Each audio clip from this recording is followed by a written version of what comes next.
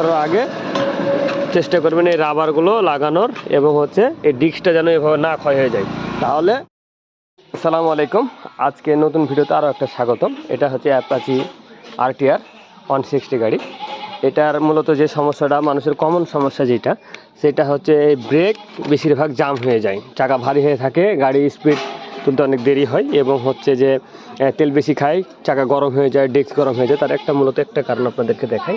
এই যে ভালো করে খেয়াল করুন যে এই যে পিস্টনটা বের হয়ে গেছে ব্রেকের, এই এখন এই আঙুলটার এখানে পিস্টন বের হয়ে গেছে, দিয়ে চাপ ধরে আছে এবং ডিস্কটা ক্ষয় হয়ে গেছে। দেখুন কতখানি ক্ষয় হয়েছে, ভালো করে বুঝতে পারবেন। এই যে দেখেন, এই যে আঙুল বেঁধে হয়ে গেছে। তো মূলত আজকে এই রাবারগুলো চেঞ্জ হয়ে যাবে এবং এই রাবারগুলো চেঞ্জ করবো। এবং এই দেখুন তার পরিস্থিতি, পিস্টন বাড়িয়ে যে একেবারে জায়গা নাই হয়ে গেছে এবং হচ্ছে তেলগুলো অনেক ঘোলা হয়ে গেছে। এখন আমরা এইগুলো ক্লিন করে দিব এবং হচ্ছে রাবারগুলো লাগাই দেবো, তাহলে ইনশাল্লাহ আবার আগের মতন হবে।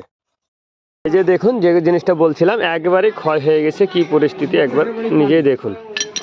এই যে ডাইরেক্ট আপনাদেরকে একটু দেখাচ্ছি, ক্ষয় হয়ে গেছে। হ্যাঁ, কি পরিস্থিতি, পিস্টন বাড়িয়ে চলে এসেছে। এবং আমরা যে আরেকটা জিনিস দেখে, এই যে রাবারগুলো কি পরিমাণ ক্ষয় হয়েছে একবার দেখুন।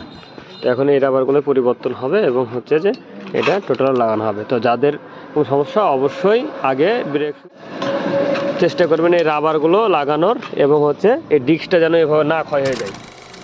হট স্পিড উঠবে, কারণ ব্রেক সবসময় যদি ধরে থাকে তাহলে তো ইঞ্জিন গরম হবেই এবং হচ্ছে প্লেট গরম হবে, পাশাপাশি মাইলেজ কম দেবে। তো অবশ্যই এসব বিষয়ে খেয়াল রাখবেন। আজকের ভিডিও এ পর্যন্ত। নেক্সট ভিডিওর জন্য অবশ্যই কমেন্ট করে জানাবেন, তাহলে পরবর্তী ভিডিও দেখানো হবে ইনশাল্লাহ।